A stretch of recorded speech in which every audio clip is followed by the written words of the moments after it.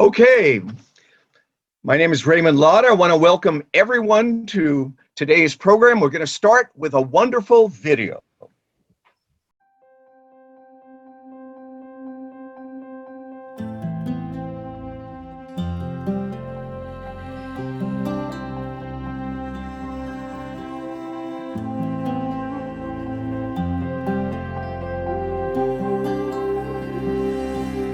How can I tell you my truth, little one? How can I tell you the things I have done? Though I cannot see the sky, I only think of you. And you shine for me more brightly than the sun. And how can I tell you the tears I have shed? Are you still lonely each night in your bed? I could tell you to forget me, but the words would not be true. And I love you always, even if you do. I am weakness, I am mother. We are part of one another. I am stronger and more hopeful than it seems. And my story is your story that I sent you from a prison with 1,000 tender kisses for your dreams.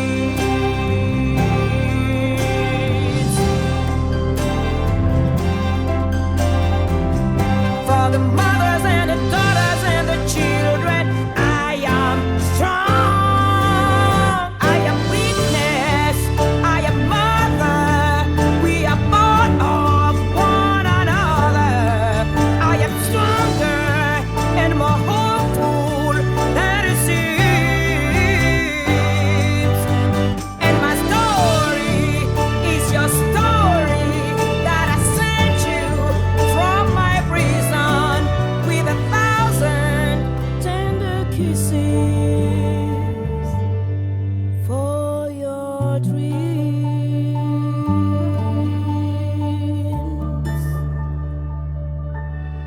This is my story with love, Nasrin.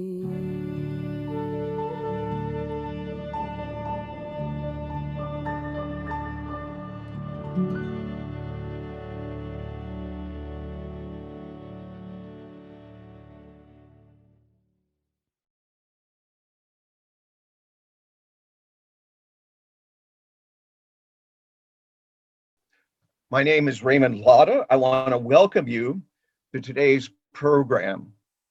Free Nasrin and all Iran's political prisoners, heroism for our times. I'm on the staff of Revolution Books in Harlem. I'm a political economist and writer for revcom.us and an advocate for the new communism developed by the revolutionary leader, Bob Avakian. Revolution Books is very proud to host today's program. We are a bookstore about the world for a radically different world. We are a bookstore where the whole world comes first. We began with this wonderful video.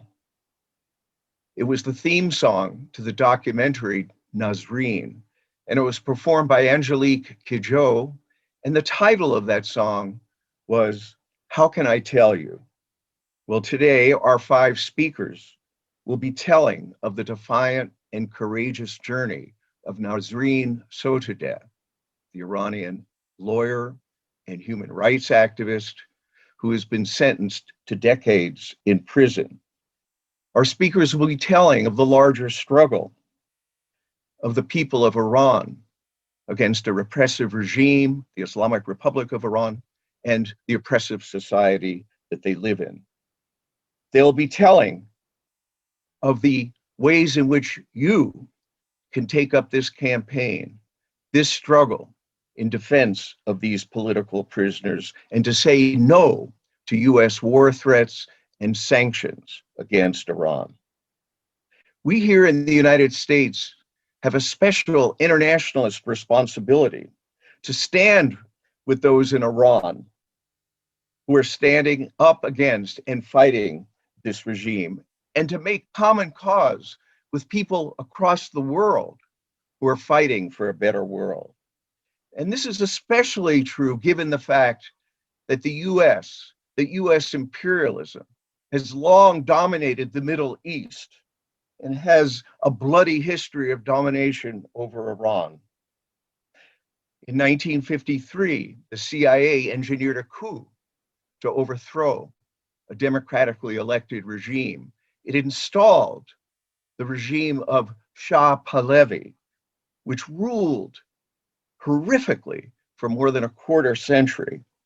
And in 1978, 1979, when the people of Iran rose up to overthrow the Shah, the US and the Western imperial powers assisted in the coming to power of the theocratic regime of the Islamic Republic of Iran. At the same time, there is a proud and blood-stained history of resistance by the people of Iran to throw off the yoke of foreign domination and to put an end to these oppressive regimes that have long ruled over them.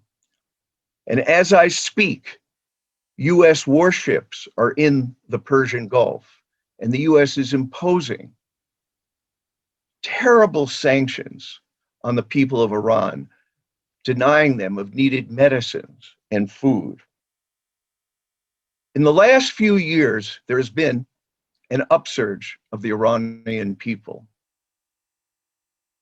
and the regime has responded with a wave of savage repression directed against a broad swath of the Iranian population: writers, artists, poets, labor activists, women's activists, members of religious minorities, members of the national minorities like Arabs and Kurds, and against revolutionaries who are fighting to put an end to this regime and to create a society and world in which there is no longer oppression and exploitation. As the statement of solidarity, no to US sanctions and no to US war, free all Iran's political prisoners states, the regimes of Iran and the United States have their national interests, but we, the people of the US and Iran, have our shared interests. And right now, that demands of us to stand with and defend these political prisoners in Iran. So we're going to begin the program now by hearing from the two makers of the documentary, Nasrin. We have Jeff Kaufman. Jeff is the writer, director, and co-producer of the film, and he has made documentaries and short films for the History Channel and the Discovery Channel, and his documentary about the playwright Terrence McNally was nominated for an Emmy.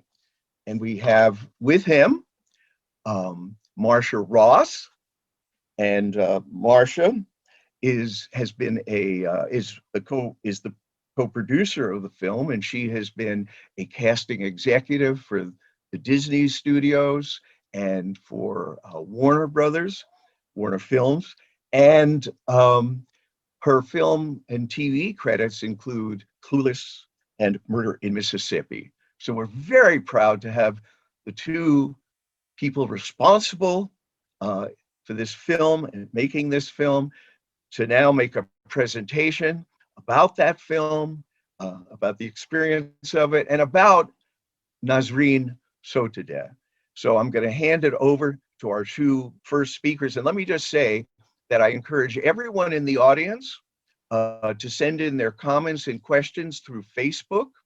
Um, and also, you can do that in chat, and you can send in any comments as well by email to revbooksnyc@yahoo.com. That's REV books NYC@yahoo.com.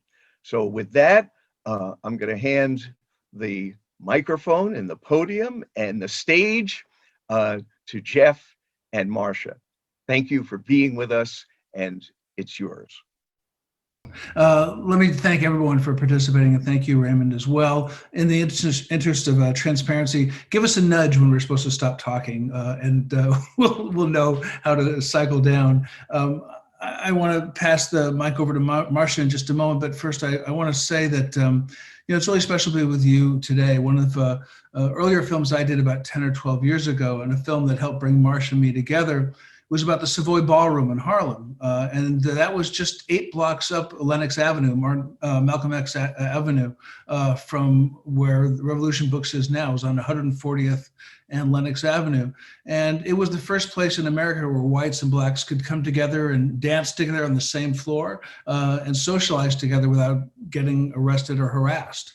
That idea of people from different communities coming together through the arts and having that change society is something that stayed with me ever since. And it connects very much to what Nasrin Sotoudeh believes in. She loves the arts, and she believes that the arts and politics and social movement all flow together to connect to something that you, Raymond, were just saying a moment ago, that there's a big separation between the people of a country and the leaders of the country, and finding ways for the people of countries to come together and to find common interests and common respect connects to that earlier film, and definitely connects to Nasrin as well, and I think is the way forward for these two countries.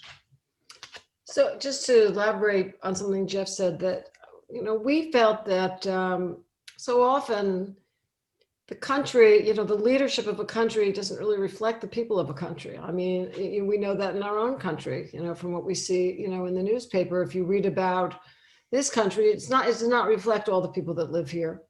And we think that was true of Iran, as well as many countries are like that. And it's usually what you read in the newspaper. And many Americans also know very little about Iran. And we wanted to sort of shed light on, the culture and the people and sort of the common humanity that we all share as human beings, that is so often not reflected in the saber rattling between two governments, positioning and moving things around. I think, Rem, you also talked about that earlier. So Jeff had made a film called Education Under Fire a number of years ago, I guess about 10 years ago, about the persecution of the Baha'i faith in Iran. And at that time, he was introduced to Nasrin because she was representing people of the Baha'i faith in Iran, which was really interesting because this woman of Muslim faith helping her Baha'i neighbors, as many other Iranians do. It's just not a very well-known story. Kind of stuck with him. And when we were finishing our last film, we started to really think about Nasrin as a subject of a standalone film, because of all that she represented, as a woman, as a lawyer, as a human rights defender and activist, as an Iranian, as a world figure, actually, and what she represents on the world stage. And we also felt, and I think it's true for all our films, that we wanted to sort of bring attention to somebody who maybe people wouldn't know much about. We wanted to tell her story and make sure that it was out there for everyone, so that the history books couldn't rewrite it in the way they wished, that there would be some kind of a living document about this woman and her work. So we approached her in 2016 and her husband Reza, and we started talking to them about whether or not they would be open to this idea. And we had a lot of talks. And I think our biggest concern was her personal safety. We didn't want to do anything that could make things more difficult for her, but she was very open to it and really wanted to pursue making the film, which took us about 3 or 4 years to make. Let me add something to something you just said, because I thought it was really important. Marcia referenced just in passing, and since we worked together and we're married, I knew what she was saying. And that is, she talked about how history books sometimes erase people who do important work. On the other hand, sometimes history books also pump up people who don't do important work, but want that historical credit or just lucky. So Marcia and I hope you don't mind my interrupting to say this, but Marcia and I did a film a number of years ago called The State of Marriage. And it was about how, especially three remarkable small town lawyers, women, ended up launching the whole marriage equality movement. And two of these lawyers, Vermont lawyers, never got the credit they deserved. And as we were working on this film about these amazing women who changed so many lives, legislatively, personally, politically, there were several books being written about some men who followed about a generation later. And those men were basically, and those books were basically erasing the story of the women that we were doing a film about. It's a scary thing, but that's what can happen. And so shining a light on both Nasrin, but also this remarkable women's rights movement in Iran is just so inspiring for us, and it's a great story, but it's also a chance to carve into the history books. Don't forget the impact of these women.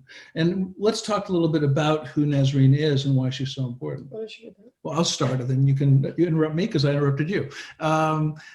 Nasrin Sotoudeh has been an attorney for several decades. She started out, her parents were conservative people, but who also very much empowered her strength and her independence. She started out both working in a bank, but also as a journalist covering human rights and civil rights in Iran, and sometimes being censored because of that. And finally, she realized that her role in life wasn't as a banker. It was in the law.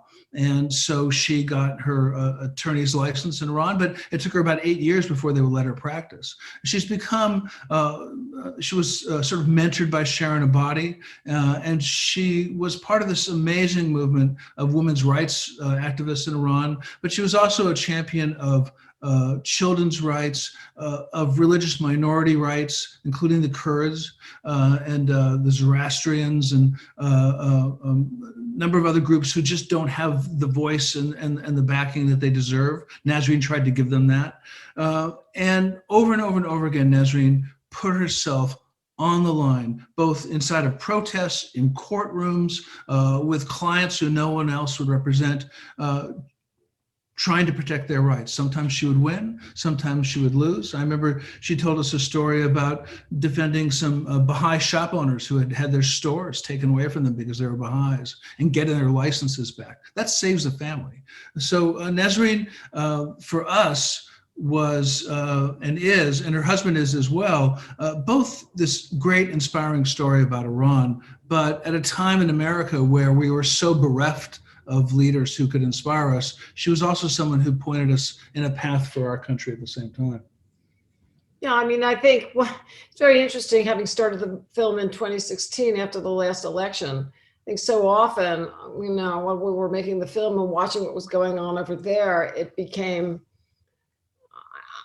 frightening on many levels to see what they're going through and what could possibly happen in this country, which was happening in this country. I was constantly concerned about the loss of civil rights. And you see what happens in societies where people don't have their civil rights, where their voices are suppressed, where the courts and the legal system doesn't hold up, to support the will of the people. It's quite remarkable. And to me, it was really very, very chilling to be living through our own political upheaval here and watching what was happening to her there. Perhaps you could talk about this one day when we were talking to Nasrin and her husband on FaceTime when they were walking through a park in Tehran.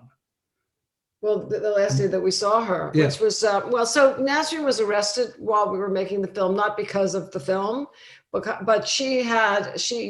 those of you who've seen the film, and for those of you who hope you will see the film, after this program, it's available now, by the way, on Amazon. It's still playing in theaters as well. And we have a website, nasrinfilm.com. And if you go there, you can sign up on our newsletter, and we update regularly with information about the film and Nasrin, and also all the ways that you can actually see the film. So she knew when she took on this case, she was defending these young women. It was called the Girls of Revolution Street movement. And it was the women of Iran who were taking off their headscarves in public to protest the mandatory hijab law. And she started representing these women. And ultimately she was arrested for that. She knew exactly what she was doing. She knew that could happen. And as Jeff was saying, it was quite something. I mean, one day we were talking to her, she and Reza were in a park and we were on, WhatsApp, FaceTime or whatever. And we're chatting. And then suddenly she was gone for 2.5 years. She has since been out on 2 medical furloughs because she's had a heart condition. And she came out the first time, but she had COVID that she caught in the prison. So she got over that and she went back. She came home again and had the angioplast, and she's doing better in terms of her physical health, but she's not, being in Garshak prison is just a really horrible place and a horrible situation. But she remains really very optimistic really about the future and what, and the fight that she's in. She's really everything. She's one of the most strategic. She's so incredibly strategic, and everything she does is very, thoughtfully laid out. I mean, she's a master chess player. If I do this, this could mean that, and so, she's continuing. Even incarceration, as horrible as it is, to be a strong advocate for people within the prison and to be a role model for people in Iran. Yeah, let me close with one thing, if I could mention it, which is that, our other guests will be able to talk about other political activists and political prisoners in Iran. This is a very difficult time. I just want everyone, wherever you are, to, look around at your own surroundings and then picture Nasrin, this wonderful, loving mother and wife and activist who is now in a windowless cell in Garchak prison. Garchak prison has been described as a prison with urine on the floor and inadequate food and inadequate air. She's in a windowless cell that's overcrowded, that's so crowded that there's not a bed for each prisoner in her cell, and they have to rotate sleeping times so that for each person, because it's so crowded, and they can't all eat at the same time because it's so overcrowded. She was in Evin prison, and when she was transferred to Garchak prison, like a week later, she got COVID. So it's called one of the most dangerous places in Iran for women. This wonderful person is there at this very moment.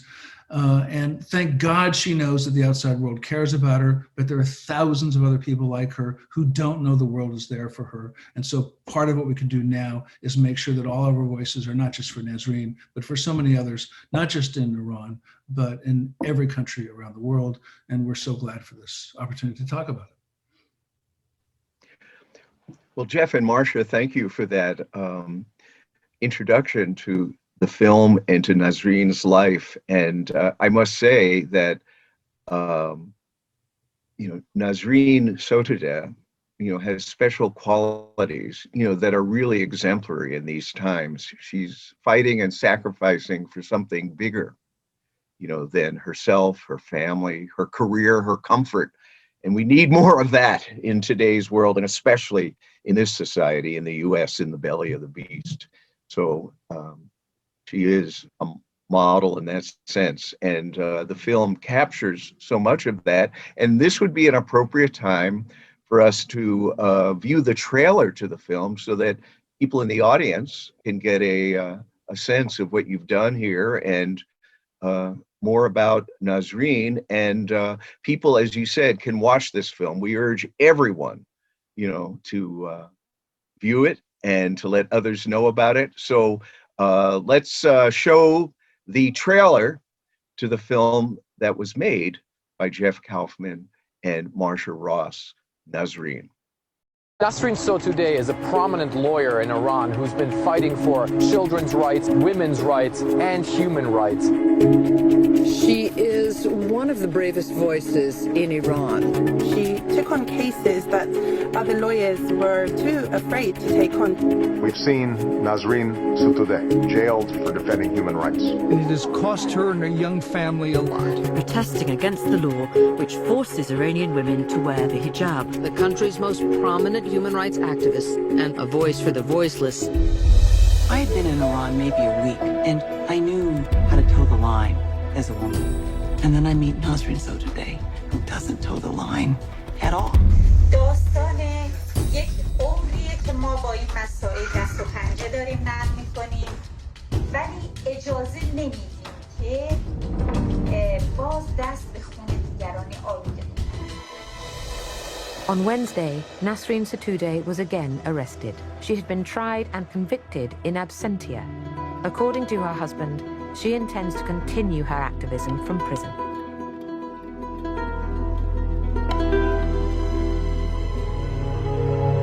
هیچ جامعه‌ای بدون پرداخت هزینه به هیچ جا نرسیده. همه احزاب، گروه‌ها، افراد آزادانه بتونن تو بحث‌ها مشارکت کنن. اینه که این پرونده برای من اهمیت داره.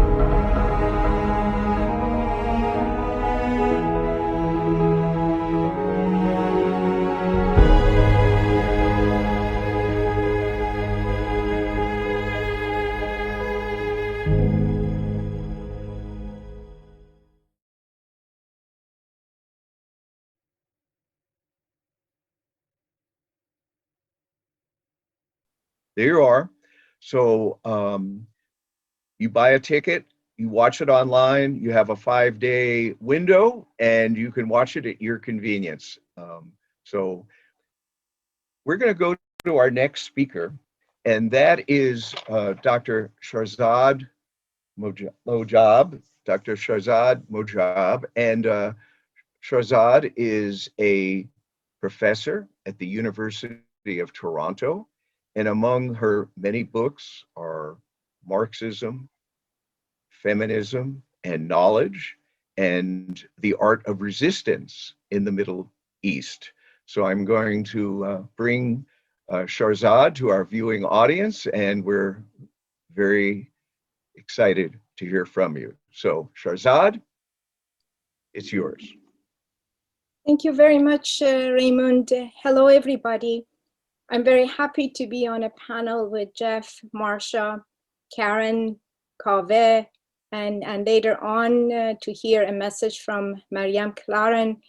And I'm also very thankful for the efforts of the Burn the Cage campaign for the free political prisoners in Iran. This is the second time that I'm on a panel with Marsha and Jeff, which has given me another opportunity to reflect on the significance of their documentary, Nasrin, for raising awareness on the struggle of Nasrin Sotoudeh inside and outside the prison for rights in its universal generic form in Iran. But the documentary, for me, has broken a set of silences, historical silences, and then also the international silences. The echo of the magnificent voice of Angelique Kideo has further pierced this silence. Now, let me focus on the 3 silences that I want to mention here and have a conversation about that. What do I mean by historical silence?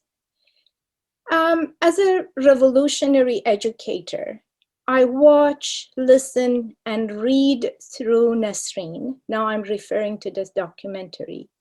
30 years of atrocities committed by the Islamic regime.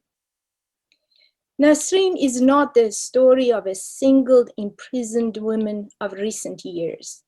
Nasrin embodies the massacre of political prisoners in the decade of the 1980s in Iran, and known to most, in particular the left and the radical forces in the US and the West. Former political prisoners, their families, and the left in Iran mostly, but lonely, carried the pain and the struggle against what I call the carceral theocratic regime of Iran. Now that we have been given this powerful political educative tool, let's use it to break this historical silence and understand the past as conditions that created the current violent situation. And we need to mobilize internationally at this moment in order to make sure that these atrocities will not be repeated in future. Now, what do I mean by this notion of the international internationalization and mobilization, which I think that this is my second point, that this historical silence is related to the absence of international solidarity. And this absence, it's not related that we don't have the knowledge and we don't know. Let me briefly quote some information and data from the report that was produced by the Arab Center, which is a liberal advocacy group based in Washington, D.C.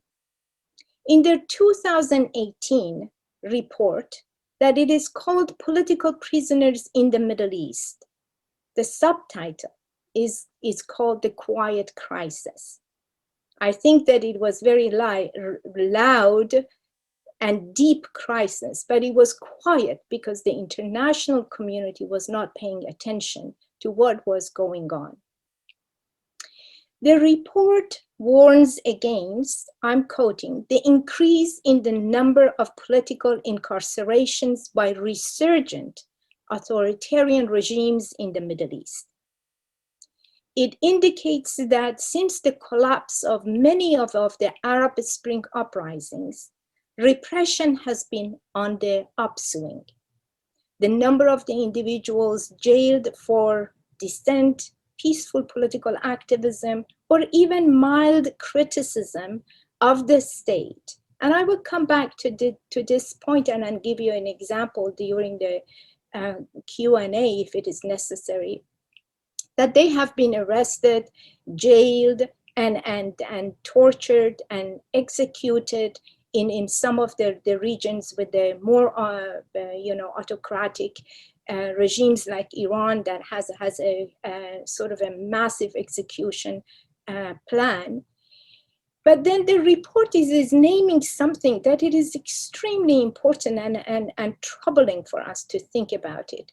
They say that there is an entire cohort of activists throughout the Middle East region that now is becoming generation jail. Since the start of the civil war in Syria in March 2011, approximately 118,000 individuals have been arrested or forcibly disappeared. In Egypt today, there is an estimate of 60,000 political prisoners. And they remain in jail, most of them since 2011. And many are subjected to, and this is the term that this report is using, an assembly line of torture. That mostly these are one day will be known as crimes against humanity. Israel has approximately 5,500 Palestinian prisoners and security detainees. Turkey, around 50,000 individuals that are arrested since especially the coup attempt of 2016. A lot of them journalists, activists, students, and majority of them also Kurds. And in Iran, that maintains its crackdown on dissidents and activists of all kinds. I think as Jeff and Marsha talked about, journalists, social media activists, students, filmmakers, musicians, women and men that are languishing in prisons in Iran. You may want to check that an online statistics on the situation of political prisoners in Iran, and certainly Nasrin Sotoudeh has been highlighted, that there is an Iran prison atlas, that they say that currently there are 626 political prisoners in Iran, 178 of them are Kurds. Now, let me give you an update of the situation of the Kurds. The detention of the Kurds in recent months. that now this information is more, what I'm giving you is more updated than what is available on Iran Prison Atlas. Over 500 Kurdish women and men have been arrested in this year, 2020. And at least 159 of them were subsequently sentenced to prison terms ranging from 1 month to 17 years, and 4 received the death penalty. According to UN Special Rapporteur on Iran, Kurdish political prisoners charged with national security offenses constitute a disproportionately high numbers of those who received the death penalty and are executed. In 2020, at least 4 individuals from Iran's Kurdish minority were executed following grossly unfair trials related to their alleged involvement in armed opposition. In 2020, all prisons in Iran experienced outbreaks of COVID-19. And under this condition, women, Kurdish women like Zainab Jalalian and Sumaya Kargar, they are also moved to Qarchak prison, as was again mentioned by Jeff and Marsha. And they are now in the same prison as Nasrin has been. And then among others that have been detained since October 2020, we have Nahid Taqavi, Mehran Raouf, and many other young women activists that have been arbitrarily detained in Tehran's Evin prison. So what I have outlined so far are available known facts. What is missing is the transformation of these facts by the left to sort of initiate and forge international solidarity. Let me quote from a recent piece by Angela Davis, who writes, "During the time that I was in jail, which was 18 months, she was in prison for 18 months before her release in 1972. She says that I asked that the name of the campaign to be changed from National United Campaign for Free Angela Davis to National United Campaign to Free Angela Davis and all political prisoners." And then it continues that was an important move, because when my individual case was won, no one assumed that the struggle was over. Indeed, we went on to build broad campaigns to defend political prisoners, movement against the Ku Klux Klan and their promotion of racist violence, and then also creating explicit campaigns against police violence. In the context of today, an international abolitionist movement to free all political prisoners in the Middle East is urgent. And my last point, the third one. What do I mean by international abolitionist movement? By this, I don't mean limiting the effort in sort of the traditional prison abolishment. It rather means to understand and relate abolitionism to the abolishing carceral capitalist imperialism. I'm not using these concepts as metaphors or in a rhetorical polemical manner. I'm naming the condition of the world as we live it now. I'm speaking about a global condition and relations which has, like the COVID virus, infected, infiltrated all aspects of our lives and our relations. Just a glance through the history, the recent history of the Middle East, since the first Gulf War of 1991. Occupation of Afghanistan by the US and the occupation of Iraq. The US intervention that created protracted wars, destruction, imprisonment, and let's not forget the atrocities that were committed in Abu Ghraib and Guantanamo Bay prison. The intervention created the rise of neoliberal, predatory, corrupt capitalism. And all have happened with the support of the US imperialist power, in particular in its rivalries with European, Chinese, and Russian imperialisms. The very real material condition opened the gate for emergence of authoritarian fascist regimes throughout the world. The Trump fascism was not a national phenomenon, and anti-fascism cannot be a national project. As much as Trump fascism emboldened the rise of fascism globally, every emergent fascist political struggle political structure also strengthened the presence of fascism in the US and elsewhere. Now, earlier this afternoon, I heard on a webinar discussion of the recent arrest of the Kurds in Iran, which is now called tsunami of detention. One issue that was raised, and I think is relevant for our discussion on this panel, and that is the relationship between this tsunami of the detention and arrest, which I can say that this tsunami is throughout the Middle East, and but in particular within in Iran, the relationship between this tsunami and the prospect of negotiation between the Islamic regime and the Biden administration.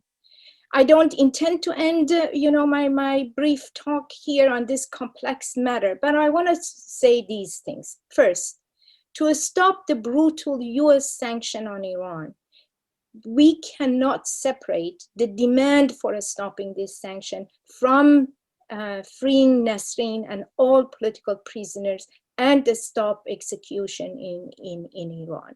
Second, to demand freedom for all political prisoners is not separated from demanding freedom of expression, assembly, full and meaningful participation of men and women in society, culture, politics, for women, stopping the forced veiling, separation and demanding separation of the state and religion. I can go on and listing more demands.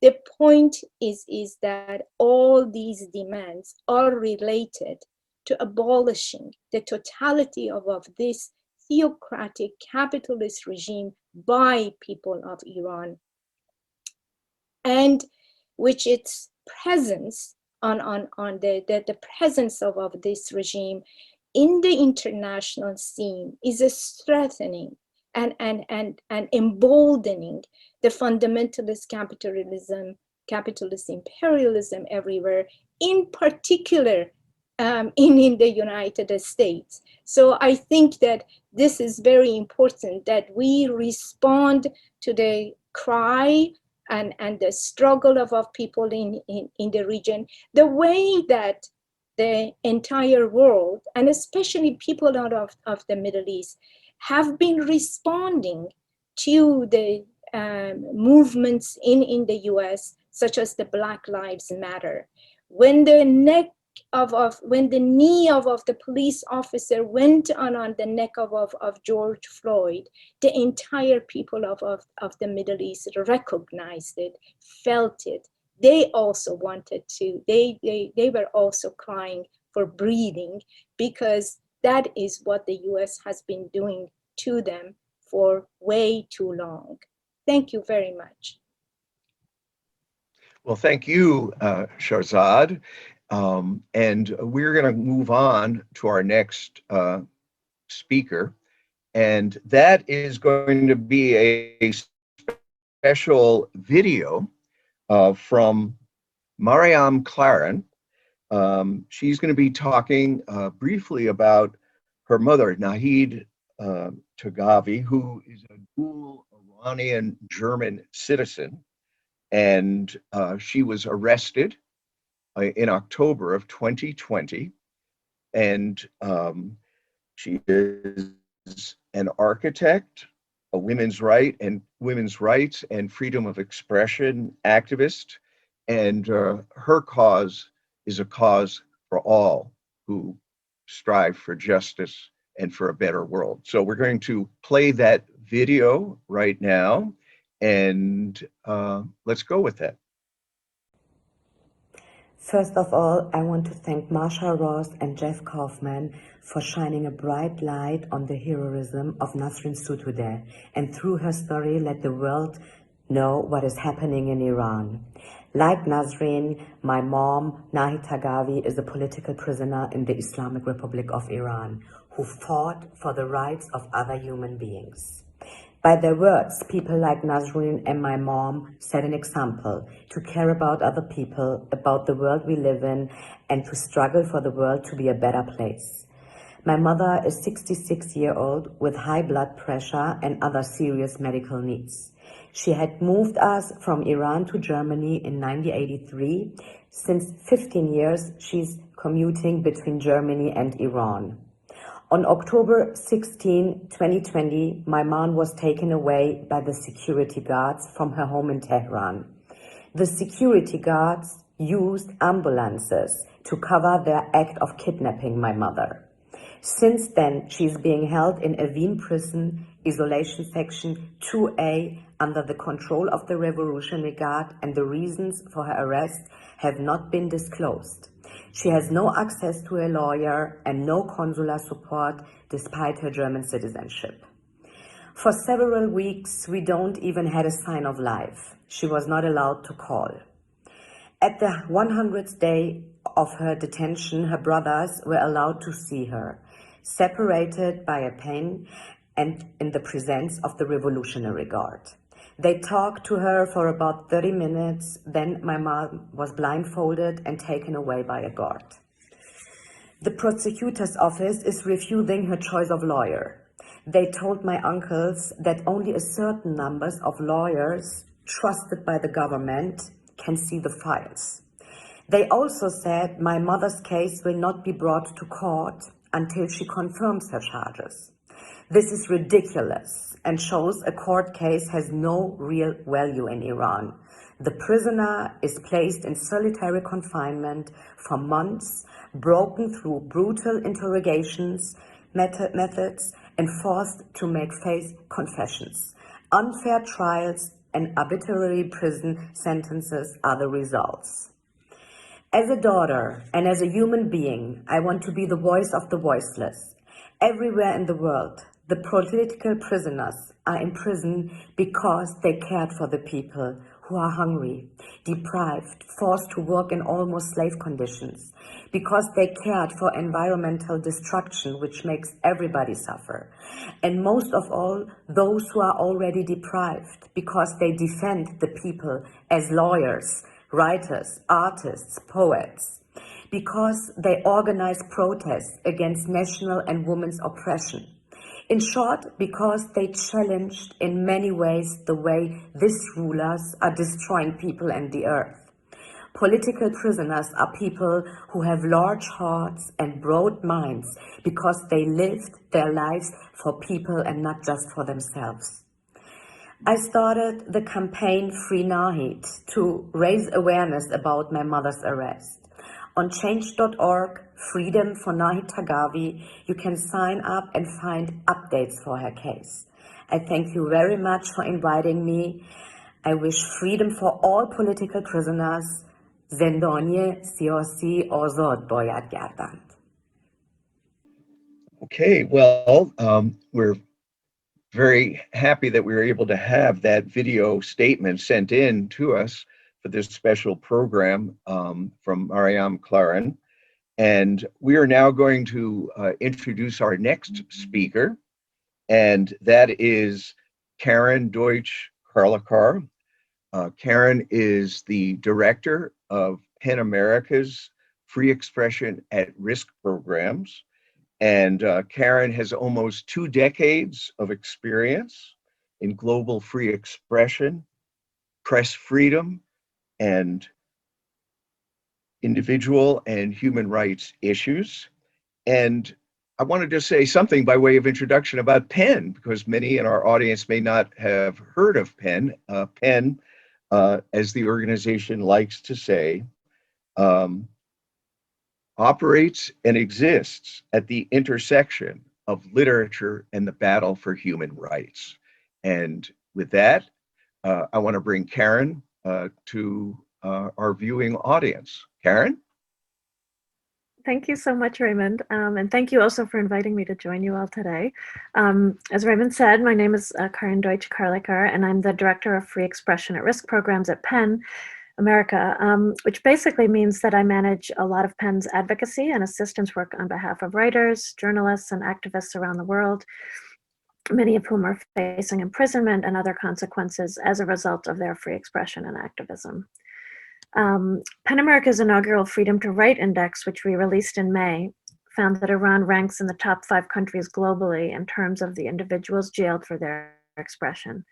Dozens of dissident writers, creative artists, journalists, academics, and thought leaders, and even ordinary citizens have been targeted, joining thousands of other political prisoners currently languishing behind bars.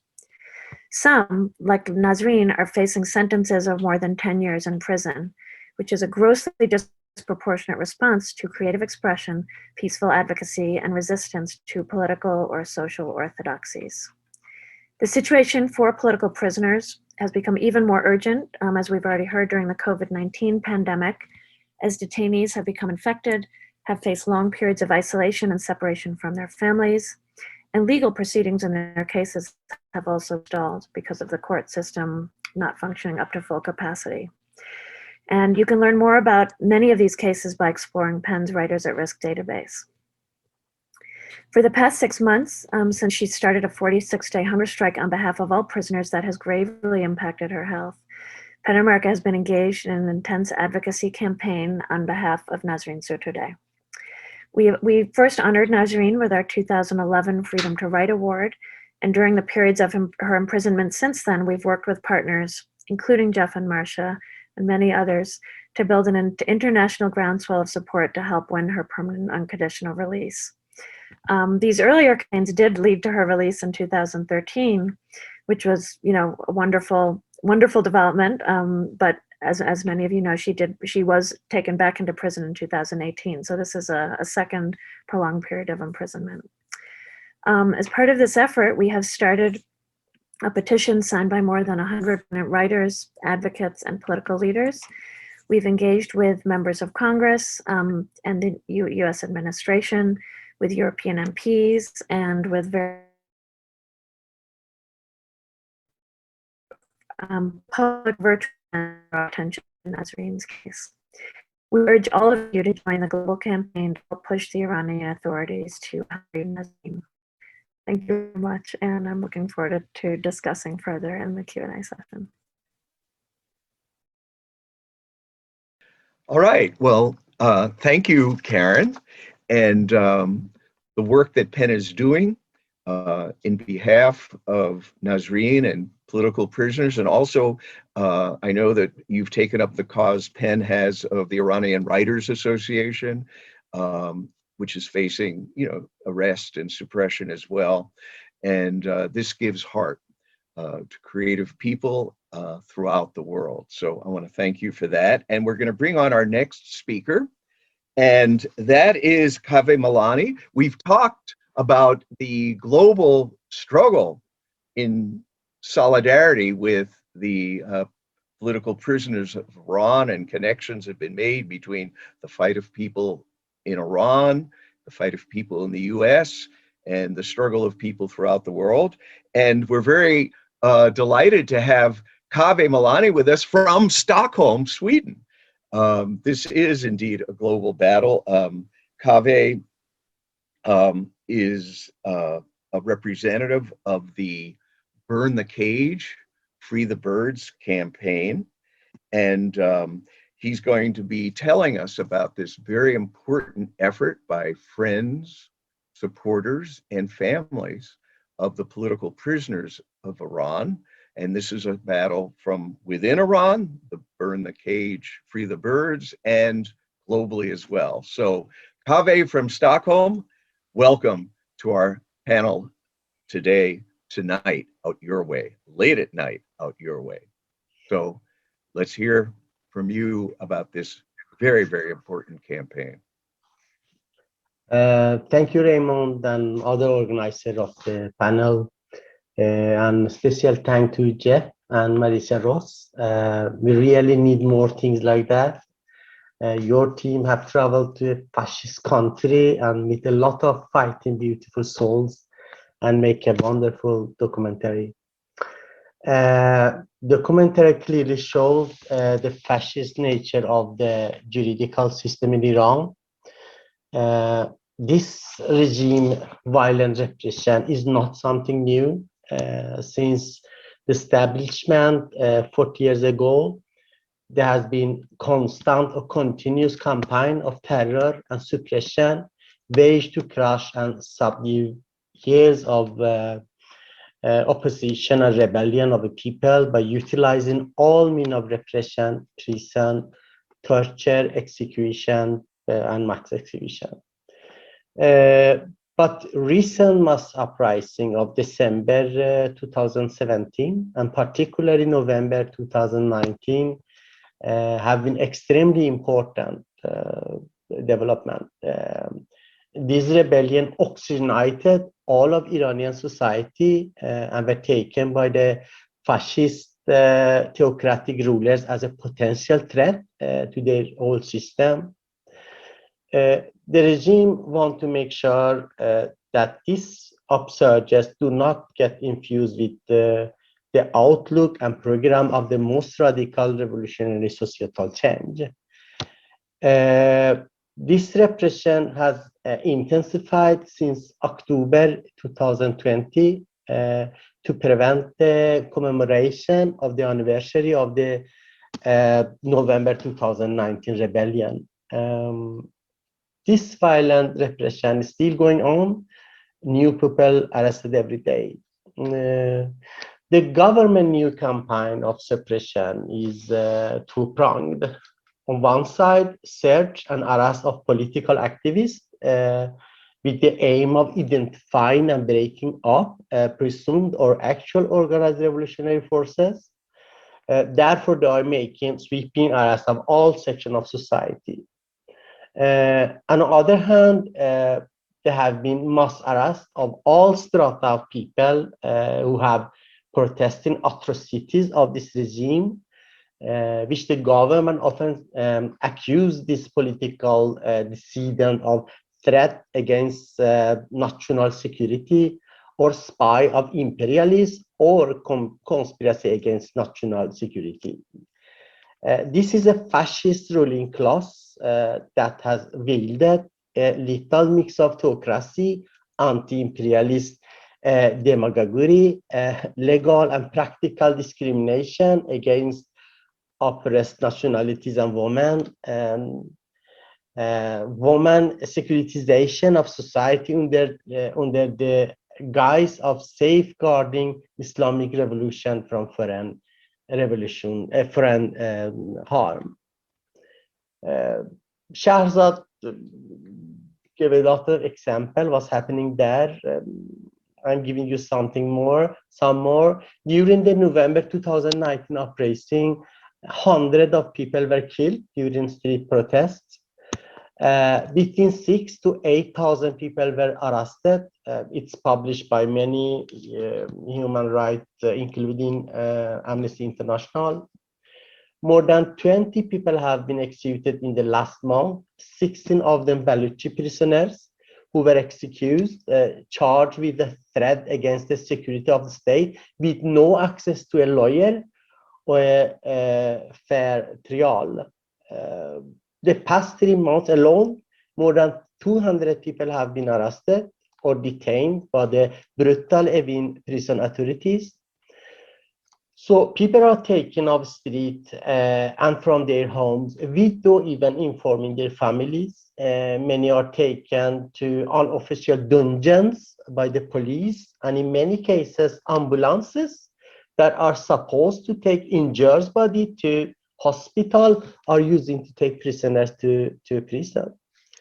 The lawyer of The arrested are desperately overwhelmed. The arrested are of all strata of people: worker, student, woman, teacher, lawyer, literate, intelligentsia, of left and liberals, people of Baha'i faith, Dervishi, Sunni Muslims, every Kurd, Arab, Turkmen, Balochi, Asari activist, teacher, artist are considered potential foreign spy and accused of wanting to disintegrate Iran.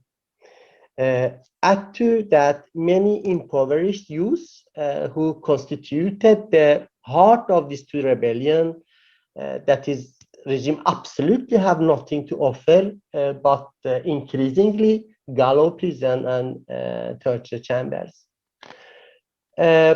The fact is that people have no other choice but to stop the machinery of cruel persecution of the masses. In this context, it is crucial to take up the call for burn the cage, free the bed, to free all political prisoners in Iran now. It is imperative for revolutionaries and other social movements in Iran to defeat this and future wave of state repression.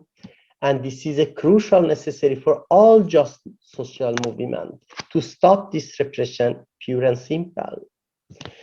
Well, it is true that today the Islamic Republic of Iran is facing threat from US and other Western imperialist powers, which the regime tries to offset by clinging on Chinese and Russian imperialists. But indeed, this contention, both sides have punished the mass of people to make them choose one side over other, when in fact, none of these two rotten sides have one iota of interest of people in mind. Thus, the securitization of any political opposition also flow from the theocratic nature of this regime, since it considers itself a representative of God. They consider any opposition in its Islamic revolution and its holy leader as a war against God, which according to the Sharia law is punishable by death. Of all of these are written into its fascist laws. It is a regime that imposes anti-scientific superstition and religious ignorance on the people, but buying the most technologically advanced tool for espionage and repression from China, Russia, Germany, France, Sweden, and the other trader of torture and repression, while buying vaccine against COVID-19 from the West is forbidden. It is crucial to confront the attack of the ruling powers who want to destroy the movement for Iran's revolution and its leadership. The cruel and illegitimate nature of the Islamic Republic's class rule and theocracy must be exposed, their repression reversed, and their police state defeated. No mistake here. Our struggle have stacked up against their repression. They want to crush us, but we must send a clear and absolute message. We will not swallow your crime in silence and or our needs. To be sure, the rank of this regime are riddled with conflict, but they are united like a fist against us when they want to crush us. So we who will not accepting this fascist regime undoubtedly have differences among us in various ways, but it is necessary to strive to unite in the face of their repression.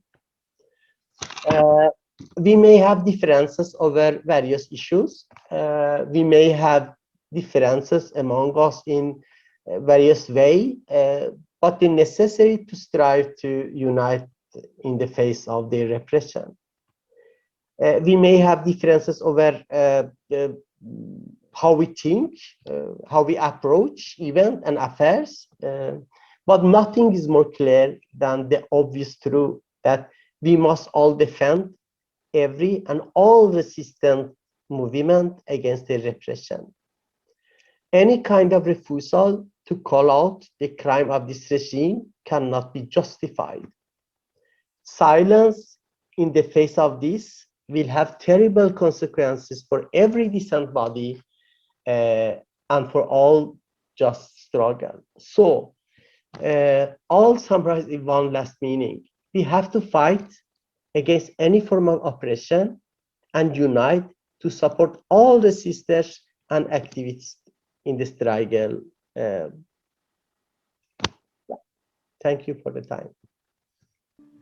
Well, thank you, Nave, for your comments. And we're going to put up a slide now about the campaign to support the political prisoners in Iran.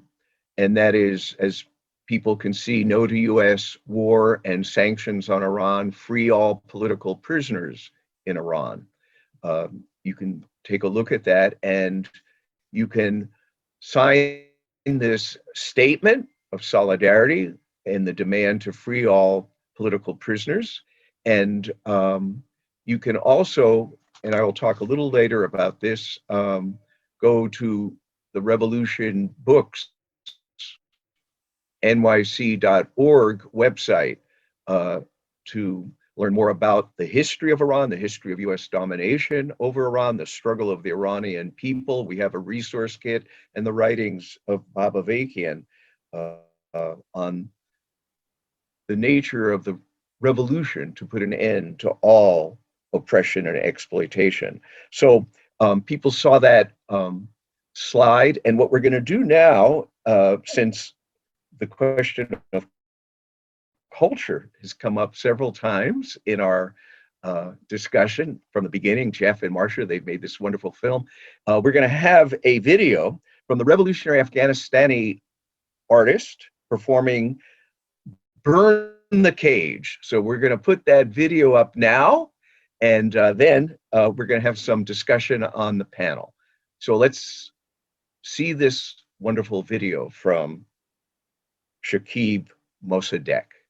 سلام. آهنگ قفس را بسوزان من تقدیم کردم به تمام زندانیان سیاسی ایران، به خصوص زنان که بخش عظیم از زندانیان تشکیل میده، و همچنان امیدوارم که یک روزی درهای زندان آمریکا هم شکسته بشه و توده وسیعی که در زندان هستن به ناحق روز آزاد باشن، نه به زندان نه به اعدام.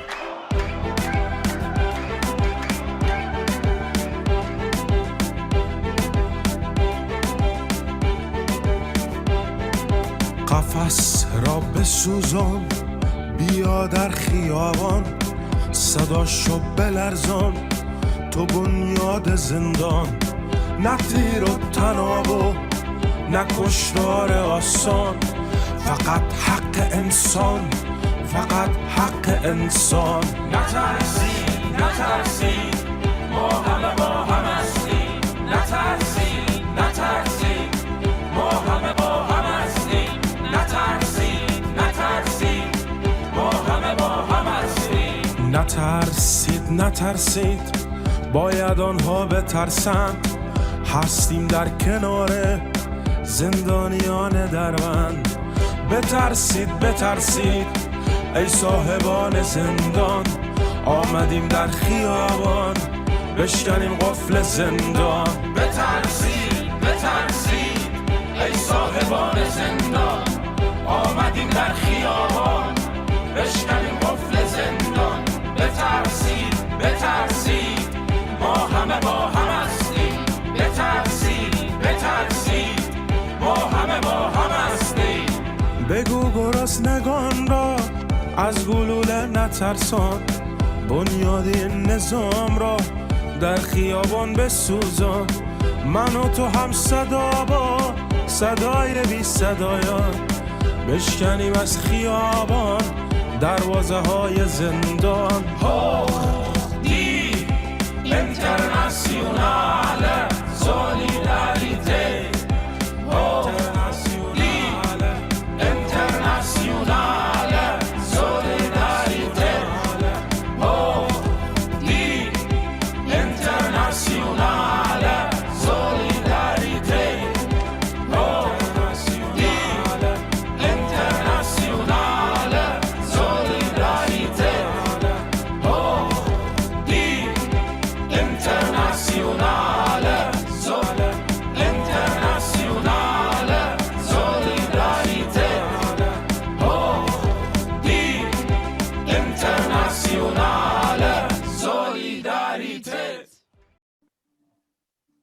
All right. So that was Shakib Mossadegh singing Burn the Cage. And I saw in some of the video some swaying of bodies and shaking of heads. This was a wonderful song, and I think it really exemplifies, the spirit of this battle.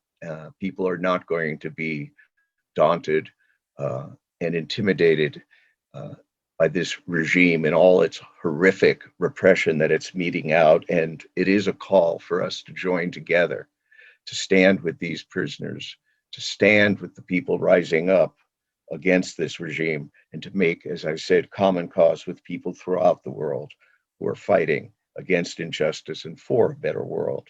We're going to have some discussion among the panelists. I have some questions and comments, and I'm going to toss some things to people. Also, I just wanted to let everyone watching know we got a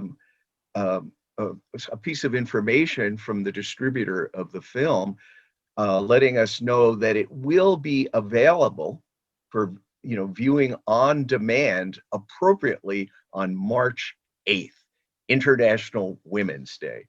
So that's very fitting. And everyone there can watch it by getting a ticket today, but it will be, even more widely available. Raymond, can I interject something here? Forgive me. The film is available in Canada and the United States right now, video on demand. So you can see it right now. Amazon and iTunes and all sorts of places. Internationally, it'll be available on National Women's Day. So just wanted to make sure that was No, thanks. Thanks for the further information. So it can be watched widely now in the US and Canada, and then it becomes available. We had people who are watching the show internationally that were exasperated because they couldn't, connect to the film. So we appreciate their exasperation. And I will say to you that because we have so many wonderful people from around the world, supporting the film and following the film, that we had a big talk with our international distributor last week to push up the date. So we pushed it up by a full month because of the demand, and we really appreciate that support. And thank you, everybody who's watching. Yeah, great. Speaking of the film, I just wanted to ask the two of you to say a little bit about the making of the film. I mean, it was not a typical production. It required a lot of creativity, energy, and stealth, if you will, to be able to, put a film like this together under those conditions. I think people in the audience want to hear a little more about, how people were actually involved in the making of this film. It was the two of you, brought it together and had the vision, but it was made inside of Iran. So maybe you could share a bit of that experience and risk that went into making this film. Sure. And let me just start by saying, we never intended this film to be a critique from America standing in an ivory tower calling out abuses in Iran. We wanted it to be on common ground. And we think an essential message of the film is that Americans should look at our own track record of human rights, and we can't really criticize others unless we're willing to shine that hard light on ourselves and our own very difficult history at the same time. And so that's just an important sort of starting point. But we weren't able to go to Iran ourselves, and if we could, it would not have been a great way to be discreet to have a big American film crew show up and start following Nasrin around. So we had this amazing opportunity to work with these really talented filmmakers in Iran who needed to be anonymous, needed to be private, but believed in what Nasrin believes in and put themselves at great risk. So following her from public protests, to working with clients who were at risk, to going into art galleries, going to a theater production of Errol Dorfman's Death in the Maiden. A favorite scene for both of us is when Nasrin meets her son Nima at school and they walk home holding hands. And there's this camera person who could get arrested just for walking around with a camera, shooting it all. So that was just part of this cross-country connection that it was just so inspiring for the two of us.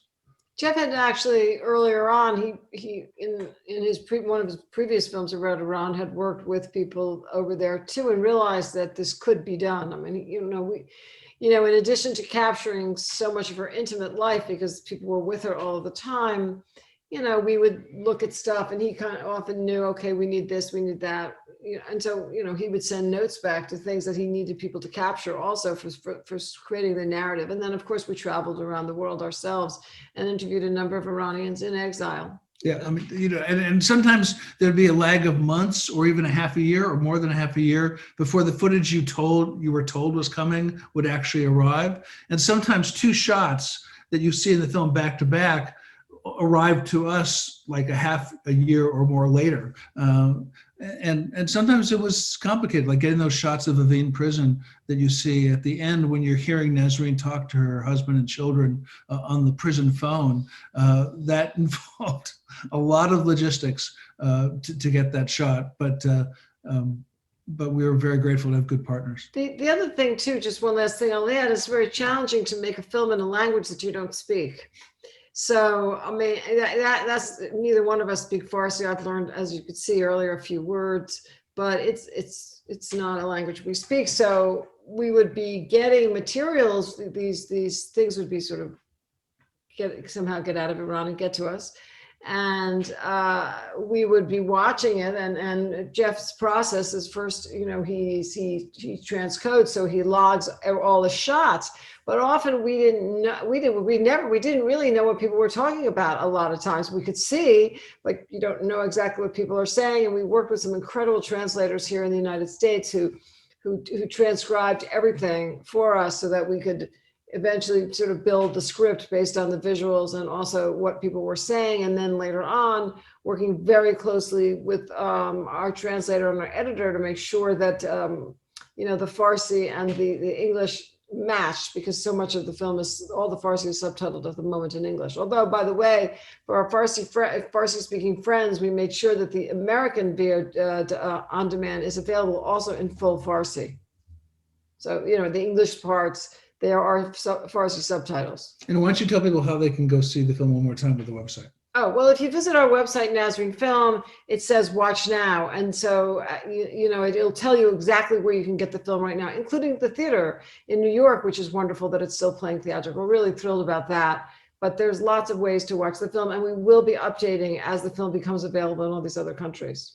Yeah, and lastly, just one little thing, which is that we're always going back and forth with different people and different supporters, and often passing on those messages to Reza. And so, for instance, there was just something that happened remarkable a couple of days ago. We told Nasrin's husband Reza about it, and we got an email from Reza yesterday saying, I was talking to Nasrin on the phone today, and I gave her that message. And that idea that, oh my God, we're so connected is just the most powerful thing. I think one of the hardest things, we've been talking a lot about political prisoners throughout this whole program, and not just Nasrin, but so many others. I think, one of the hardest things is to be forgotten. People disappear into these prison systems, and no one is talking about them anymore. And so, again, as Jeff is saying, being able to have the film become part of a global campaign, and on behalf of Nasrin and other political prisoners, and having that news filter back has kept everyone's spirits, somewhat, elevated. I wanted there was a question that came in directed at is Karen still here? Yep, I'm here. Okay. Someone was asking about Nasrin's hunger strike. You had referenced that, and what is the status? What have you been learning more on the conditions that she's confronting in prison? Yeah, no, I can fill everyone in. I mean, basically, she's done a hunger strike several times, and several times this year, even, in fact, and previous periods in the past. But she undertook a brief hunger strike in the spring of this year, also to basically protesting at the general conditions for all political prisoners in Iran, particularly, as the COVID pandemic was really hitting in the spring. And then that was a shorter hunger strike, but in August, she undertook another strike basically protesting the same issue. And that hunger strike lasted for what was 46 days. So during that, I mean, that's, if people aren't aware, that's an extremely long period to be going on a hunger strike. And, she's not also already in great health. And because of the previous hunger strikes, already had a bit of a weakened system. So, I mean, it was really to the point where, it was sort of touch and go in terms of like her health, her life, everything like that. She was then taken to the hospital. They were giving her some assistance, but she was under, extremely strict armed guard in the hospital, wasn't even able to see her family properly, then was sent back to the prison. So finally, I think because the risk to her own life was so grave, she stopped the hunger strike after 46 days, but it was really at the point of, potential death and the risk of sort of major heart issues. And she still has ongoing heart issues as a result of the hunger strike. So, she did sort of pull back from the brink, but we're obviously extremely concerned about sort of her ongoing health condition and treatment that she needs. And she was really, released temporarily on a medical furlough twice since the hunger strike ended from prison to have some medical attention. But obviously, the best thing for her would be to be released, into even home arrest to be able to recover and recuperate and have the health care that she needs. So. I mean, obviously, Penn and others are pushing for her sort of unconditional release and the dropping of the sentence and all of the charges against her. But as a also happy, of course, with her just being able to be released from prison to be able to get around. So, but it's incredibly hard to do this, and she's still advocating mostly on behalf of other prisoners rather than her own freedom and her own rights. But she's very, very concerned, obviously, with all the other prisoners. I mean, as Jeff has mentioned, she's probably one of the most famous prisoners in Iran. So her case gets a lot of attention, but there are many, many others who, their names are virtually forgotten, except outside sort of the Iranian activist community. So, she's fighting on behalf of all of them as well, and hoping that attention to her case will also help free all political prisoners in Iran. So that is what we and what many of the other organizations are also taking up. So it's Nasrin is an emblematic case, but it's for sure not the only case. And we're hoping by drawing attention to her case that we will be helping all political prisoners in Iran to get their freedom as well.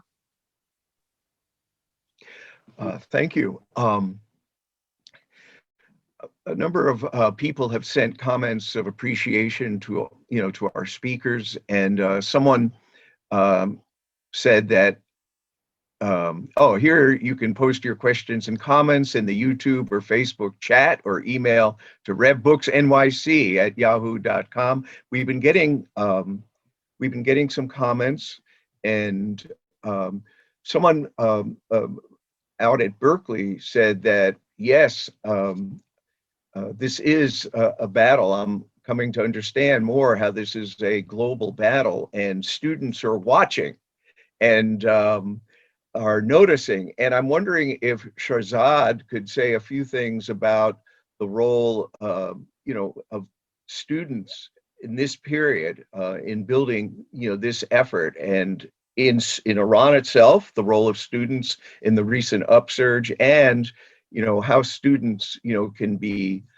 activated, to become aware of and take up this battle. Thank you. That is a very important question, and the role of the students and educators is extremely important.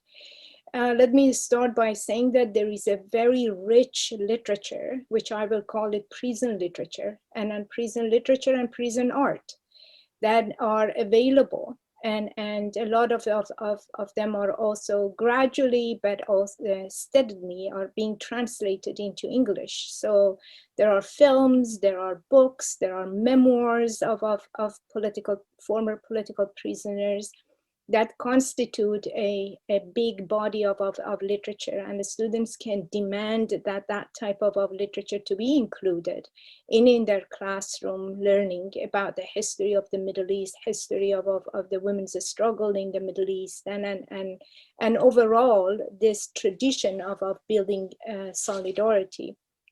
So I think, in fact, the one item that you mentioned, Raymond, The Art of Resistance, is not a book, is not one of my books, but it is a website which is an archive and depository of a lot of that information, from reports to films to visual materials, and then also memoirs. So that is one source that we have.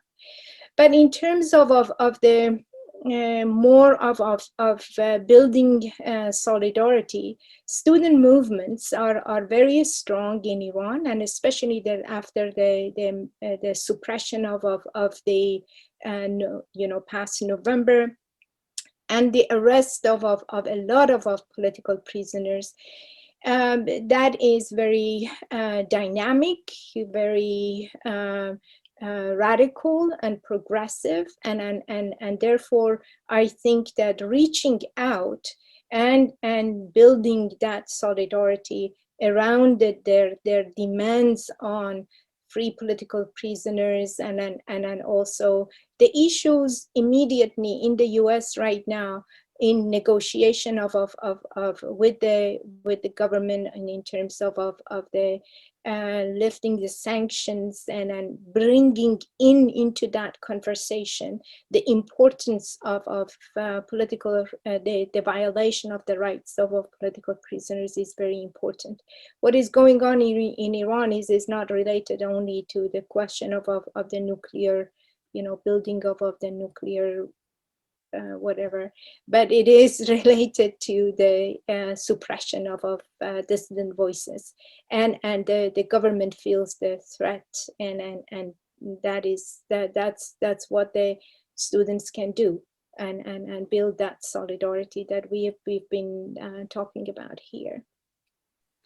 Yeah, a number of people in the audience have talked about, what they've learned, from, the program tonight, and, more on, what can be done, to act, to spread the word of this. And I wanted to put up the slide once again of the campaign to free all political prisoners in Iran, if that could be put up.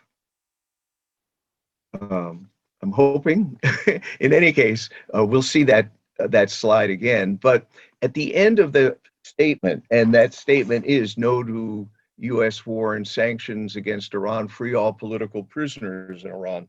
At the end of that statement are some concrete things that people can be doing, and this is in conjunction with the broader campaign, what people have been doing, what PEN has been doing, what Amnesty International has been doing, the call for the release of Nahid Tagavi.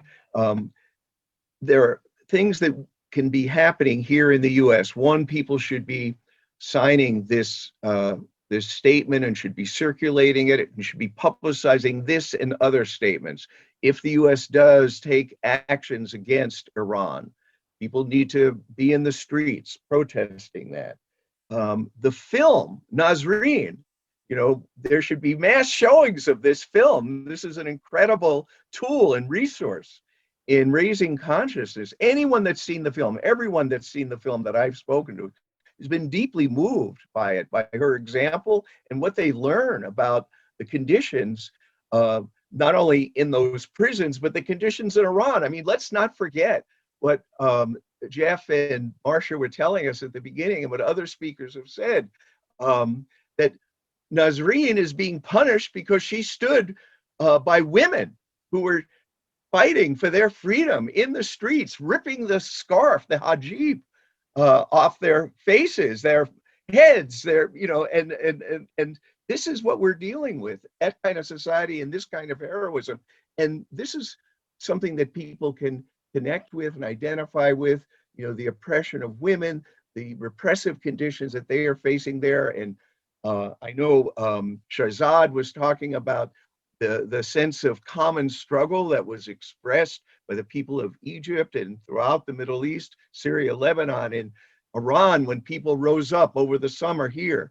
This is a common struggle against oppression, and U.S. imperialism is, the dominant force in the Middle East. So there are things that people can do to take up this campaign, this statement, showing this film, actions in the streets if the U.S.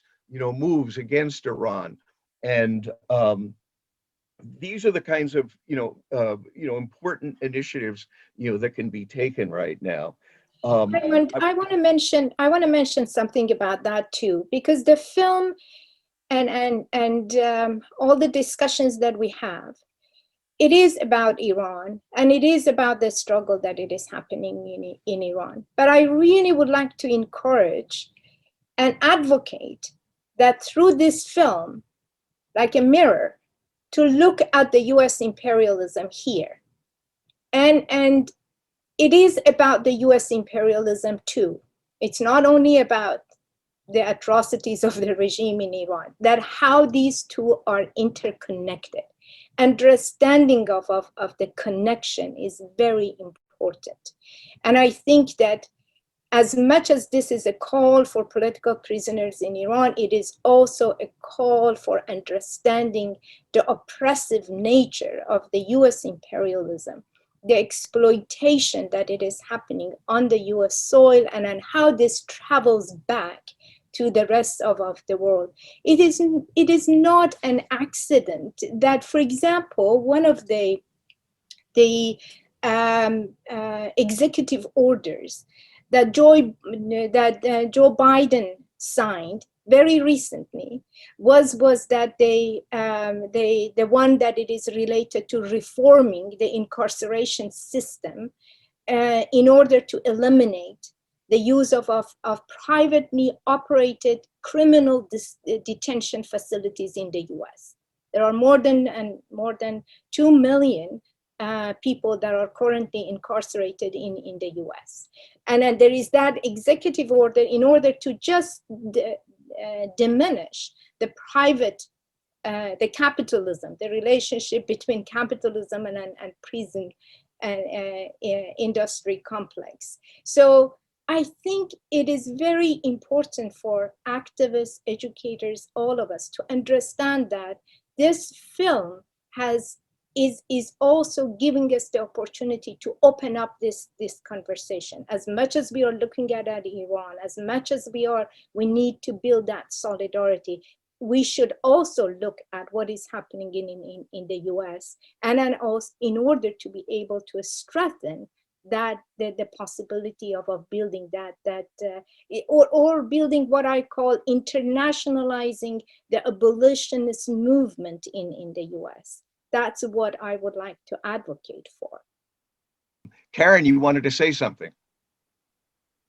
No, I was just jumping on what Shahrazad has just said. I mean, I think, in Iran and the US, people, the governments are, treating each other as the enemy, clearly. But I think this film is incredibly important in that it shows a side of Iran that most Americans don't know about or never really get to hear about, particularly if they're just listening to what the US government's sort of rhetoric is about the Iranian government. And it just provides this look into Iran, which is incredibly important in terms of building understanding and solidarity between the people of the two countries. When I went to Iran in 2004, I have to say that the people in Iran were some of the most pro-American and friendly people I have ever met anywhere in the world in more than 80 countries. So clearly there is this hostility between the two governments, but it does not have to be that way at all between the Iranian people and the American people. So I would encourage everybody to watch the film. It's really, aside from a portrait of an amazing woman and activist Nasrin, it's also a portrait of a country, which I think is very important in terms of building understanding in the US of what Iran is really like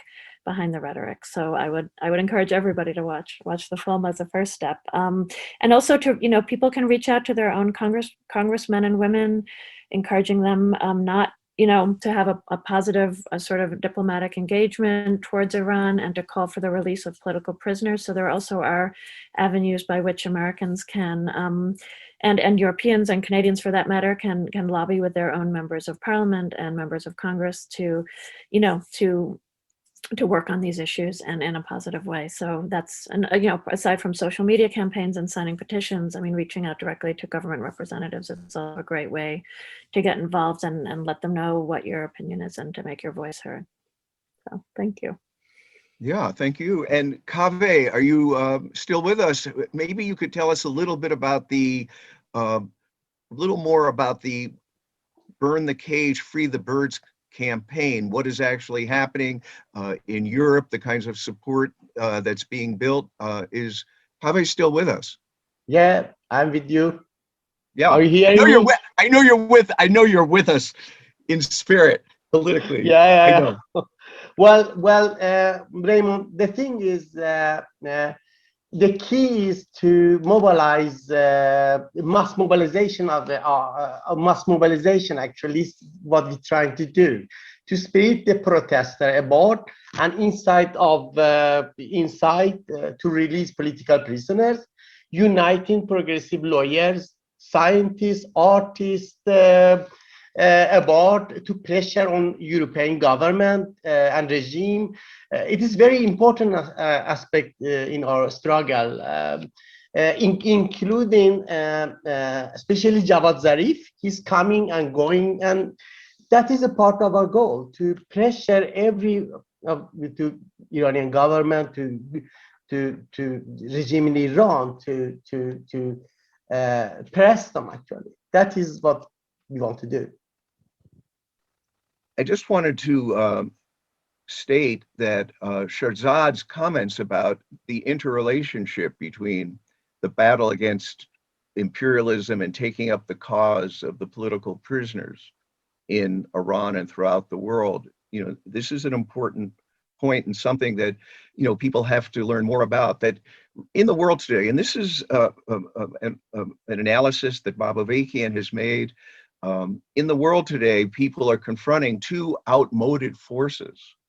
On the one hand, there is imperialism, US imperialism being the dominant imperial power in the world, with all the international exploitation and plunder of the planet, the wars that it wages, and the suffering that it brings to the people of the world. So on the one hand, there's this imperialist system, that represents utterly outmoded economics, values, and culture, and brings this suffering to the people of the world. And on the other hand, there is this reactionary, religious, woman-hating Islamic fundamentalism that poses as an enemy of imperialism. And this is that theocratic regime in Iran. And it's very important to understand that any resistance in Iran to that regime is immediately dubbed as a national security threat, something that you had spoken about, Kaveh, that people are, accused of, being agents of imperialism. So, you have these two outmoded forces, and this is a dynamic that people are locked into on a global scale. And Bob Avakian has brought forward, a new framework for human emancipation, to make a revolution, to put an end to all oppression and exploitation. And there is a force in Iran, the Communist Party of Iran, Marxist, Leninist, Maoist, which is taking up this new communism and applying it under very difficult conditions. And we have the responsibility here in the United States in particular to be building this broad united effort in defense of these political prisoners, and to share all this knowledge that we're putting before people here today, to make use of this film, to awaken people, to the struggle in Iran, and to oppose any more moves by the US in sanctions. And these sanctions, as I've said several times, are not diplomatic niceties. They're not just bargaining chips. This is depriving people of COVID medicines. It's depriving people of basic medicines. It's depriving people of food. And this is how imperialism operates. And the Biden administration, has its tactics to reassert US hegemony in the Middle East. And we have a responsibility to see through, those deceptions, and through whatever methods and maneuvers they're going to be employing to maintain US supremacy in the Middle East, to maintain US control over the oil resources in the Middle East. And again, there are these two outmoded forces in the world today. So, if I could just add one quick thing, Raymond, which is just that I'd be the first to criticize this country in so many ways, but I'm pleased to know that Joe Biden has released a statement on behalf of Nasrin Sotoudeh. Anthony Blinken, the new Secretary of State, has also released a statement on behalf of Nasrin Sotoudeh, and they have expressed an interest in going back to the nuclear accords, which could be a bridge towards other positive steps as well. I'm not being Pollyanna-ish, but let's give them a little bit of time to see if they can come forward on those promises. And lastly, just to say that I can't tell you how many times I talked to Nasrin, and Marsha and I talked to Nasrin prior to her arrest in 2018, where we would apologize for something that our government had just done. And one of the things we would say was that there are forces in this country who are quote unquote conservative forces that opposed Iran, but they're in this weird partnership, this weird dance with the equally conservative forces in Iran. And they both have in their political advantage to create conflict between our two countries. And so we have to find a way past the shackles of those who want conflict to find some way to move forward. And let's hope that this new administration can crack open that door.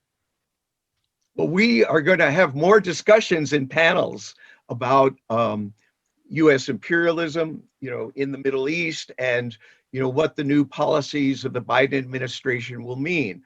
But I do want to underscore and unite that any and all efforts to free Nasrin, must be embraced. And as I said, we have to have more discussion about these questions, where the Biden administration is going, how it is fighting for the interest of U.S. imperialism.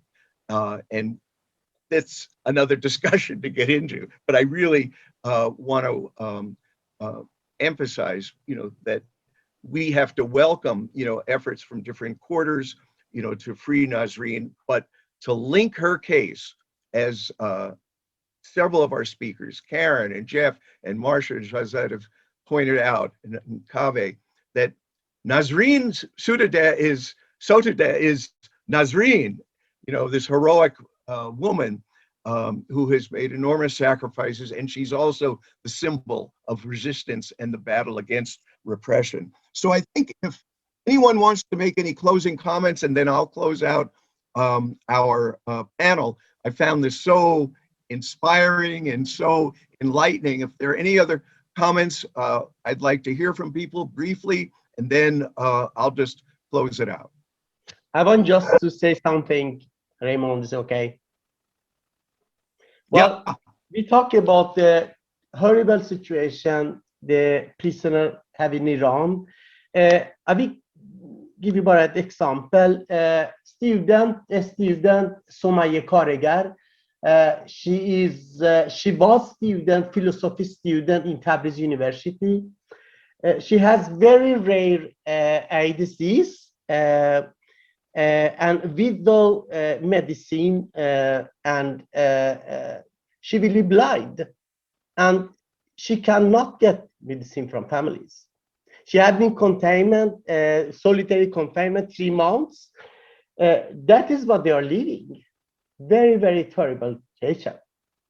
So I want just to name here because heard about her in the newspaper lately. Thank you.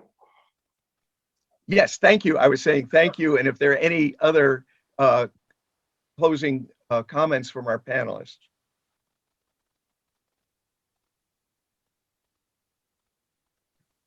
No, just thank you so much for having us today. It was wonderful to meet Kaveh and to see Shahzad again. Corinne. And of course, Corinne, who's been a great friend to this project from really very, very early on. So thank you for having us. And if you haven't seen the film, I encourage you to see the film, and we'd love to hear from people. You can leave us a message on the website, or let us know what your thoughts are as well. Me too. Thanks, everybody. It is always an important moment for me when I hear other people's effort and ideas. I really appreciate it, and it's always great to see you, Jeff and Marsha, again. Lovely to see you, and thank you so much, Kaveh and Karine, and also thank you, Raymond, for facilitating, and thank you, Revolution Books, and all of our audience. It was just an amazing panel to have, and have this chance to have a conversation, which I think that it's not closing, it's actually beginning of many important other conversations that we need to have. Thank you, everybody. Yes, thank you. And people can watch the film, take up this campaign. And I want to invite everyone to visit Revolution Books in Harlem and Revolution Books in Berkeley, to come to our website at revolutionbooks.nyc.org and revolutionbooks.org. That's in Berkeley. So people should come, and people should donate and support this bookstore and become part of the life of this bookstore. Revolution Books is a unique space, a unique institution, a unique bookstore. It is the political, intellectual, and cultural center of a movement for an actual revolution. This is a bookstore that values the critical thinking, the poetic spirit, and the unfettered search for the truth. And the beating heart of this bookstore, what animates its life, is the new communism developed by Bob Avakian, which is the scientific method and approach to understand the world, to deeply understand this world, and to make a revolution, to emancipate all of humanity. And Bob Avakian has this wonderful new statement that you can find on our website, a New Year's statement for a radically different world, to emancipate all of humanity. And I encourage people to read that. And let me just end by saying, free Nasrin, free all political prisoners in Iran, heroism for our times. Thank everyone on the panel. Thank our viewing audience for their attention, for their questions and their comments. And I look forward to more panels like this in the not so distant future. So again, I want to thank everyone, and good night, and we'll see you again.